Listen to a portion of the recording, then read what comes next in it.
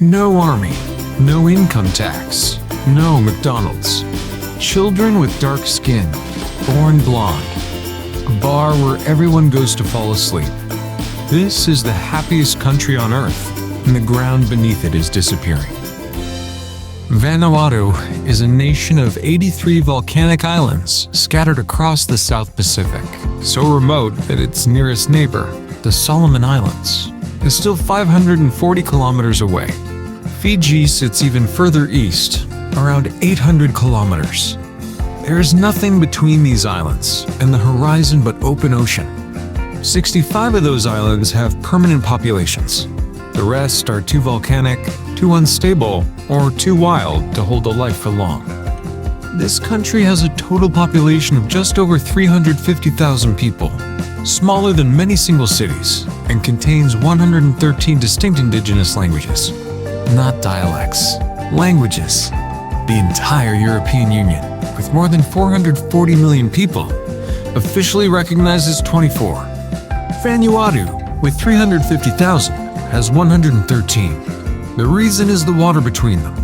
When communities are separated by open ocean for 3,000 years with no common trade and no reason to negotiate across islands, language never blends. Each group of a few thousand people kept its own tongue. Isolation here is not a flaw. It is the architecture of how this place stayed itself. Vanuatu has no personal income tax, no inheritance tax, no capital gains tax. But this is not the same as having no government. The country funds itself through a value-added tax of 12.5% on goods and services combined with import duties. The system does not tax your work, it taxes what you spend, which means that if you grow your own food, fish your own waters, and trade with your neighbors, the government asks almost nothing of you. The land provides, the community provides, the state steps aside. Vanuatu also has no standing army, no navy, no air force. National security rests with a police force and a small paramilitary unit of a few hundred people. In a world where nations spend more than $2 trillion a year preparing to fight each other, Vanuatu simply decided that was not the life they wanted to build, and it works.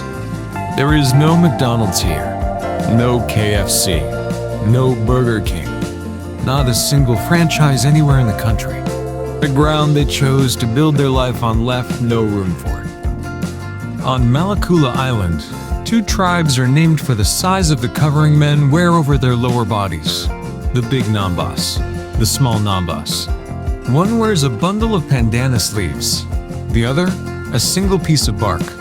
On Tana Island lives the Yakel tribe. They have made a collective decision, not a consequence of circumstance, but a deliberate choice, to reject the modern world entirely. No electricity, no phones, no money. They live by hunting and gathering, following rhythms unchanged for centuries. In 2015, two Australian directors, Bentley Dean and Martin Butler, traveled to Tana and made a film with the Yakel people playing themselves. The story was their own, a forbidden love between two young members of the tribe, caught between tradition and desire. The film, called Tana, won the Audience Award and Best Cinematography at the Venice Film Festival, then received an Oscar nomination for Best Foreign Language Film, the first time Australia had ever received that nomination in that category. The actors, who had never seen a cinema in their lives, flew to Hollywood. They walked the Oscars' red carpet in their traditional grass skirts and bare feet. The world's media stood there with cameras raised, genuinely unsure what they were witnessing. The ceremony ended. They went home. Not to hotels. Back to their thatched huts in the jungle on Tana. The same island, the same fires, the same rhythms as before any of it. Hollywood had found them. They were not particularly interested in Hollywood. Tell me in the comments if you'd been there on that red carpet, watching them walk toward the departure gate. Would you have felt sorry for them? Or would you have understood? In Vanuatu, marriage is a collective agreement between families, not individuals. A groom's family offers pigs, woven mats, and food, acknowledgement that the bride's family spent years raising her. Every personal decision here reaches into the group. No one lives just for themselves. In May 2024, Vanuatu was named the happiest country on Earth by the Happy Planet Index for the second time, the first being in 2006. It ranked first among 147 nations, with an average life expectancy of 70.4 years and a well-being score of 7.1 out of 10, all while maintaining a carbon footprint well below the globally fair share. The Happy Planet Index does not measure GDP. It measures how long people live, how well they say they are living, and what it costs the planet to support that. By those three measures, Vanuatu finished first. What almost no one explains is why. 97% of the land in Vanuatu is held under customary tenure. The 1980 Constitution, written at independence, restored perpetual title to Indigenous communities. The land cannot be sold outright. It passes through families, by custom, generation after generation, which means that for most people in this country, housing is not a cost. It is a birthright. When food comes from your own garden or the ocean nearby, when trade happens in yams and fish rather than abstract currency, when education for young children is free, the entire architecture of financial anxiety has no foundation. There is no debt spiral. There is no emergency fund to maintain. Because in this system, if I have more fish than I need today, I share. And when I have nothing, my neighbor shares back. The emergency fund is called your neighbor. Vanuatu is not happy, despite having so little. It is happy because its system never produces the one thing that makes most of us quietly miserable. The feeling that what we have is never quite enough, and that the ground beneath us has a price attached to it. The same ground, however, is not stable. Vanuatu sits on the western edge of the Pacific Plate, where it is continuously pushed beneath the Australian plate at the New Hebrides Trench. This process has produced 22 volcanoes, 13 dormant, 9 active, or showing signs of activity. The country records roughly 200 earthquakes of magnitude 4 or higher every year. One significant tremor every 2 days. Montana Mount Yasur has been erupting almost continuously for more than 250 years. Visitors can walk to the crater rim and watch eruptions happen a few meters away.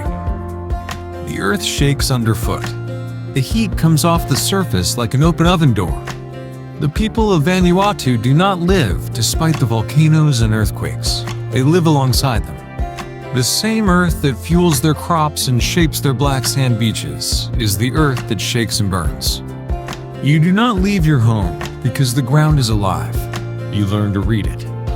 In Port Vila, public transport is a network of small vans, red letter B on the license plates, that cruise the streets for passengers. When you wave one down, the driver asks where you want to go. No fixed routes, no bus stops. The city has no house numbers. People navigate by landmarks, by relationship. During World War II, Allied forces used these islands as military bases. For communities that had never encountered the industrial world, the arrival was overwhelming. Ships, aircraft, radios, and an endless stream of goods that seemed to appear from nowhere. Without knowing how global supply chains worked, many communities reached a reasonable conclusion with the information they had. These goods were gifts from ancestral spirits, delivered through the soldiers as intermediaries. When the war ended and the goods vanished, some rebuilt the rituals that seemed to have summoned them. On Tanna, this became the John Frum movement, still active today. Also on Tanna, the village of Yananin came to believe that Prince Philip was a divine figure from local legend. When he died in April 2021, Chief Albie said he was terribly sorry. As of 2025, the community believes his spirit has returned to the island, fulfilling the prophecy. In the face of upheaval, they created meaning, much like all religions have done. For 74 years, Britain and France ran these islands through a system so tangled that locals called it the pandemonium. 2 police forces, 2 courts, 2 currencies, 2 sets of laws. On July 30th, 1980, Vanuatu chose itself. That resilience is not an accident. It is a conscious, continuing practice. The same ground that has sustained this civilization for 3,000 years is being taken by the water rising around it. Most of Vanuatu sits just 1 to 2 meters above sea level. The IPCC projects a sea level rise of 0.26 meters by 2050 and up to 0.8 meters by 2100. In 2015, Cyclone Pam left 70% of the population without shelter, food, or clean water. The damage equaled 2/3 of the country's entire GDP. Gone in a week. Vanuatu produces approximately 0.7 tons of CO2 per person per year. The United States produces around 14. The European Union averages around 7. The globally fair share the atmosphere can absorb is 3.17 tons. Vanuatu uses less than a quarter of its allocation. The people leaving the smallest mark on this planet are the ones being erased by it. In 2019, 27 students at the University of the South Pacific began lobbying for the question of climate obligations to go before the International Court of Justice. 132 countries eventually co-sponsored the UN resolution. On July 23, 2025, the ICJ issued a unanimous opinion, only the 5th time in 88 years, confirming that nations can be held legally accountable for their emissions, and that those harmed may be entitled to reparations. The country that chose not to build an army is fighting its biggest war with legal briefs. And the highest court in the world just said, you have a case. If this changed how you see something, subscribe. Because there's one more question I want to leave you with.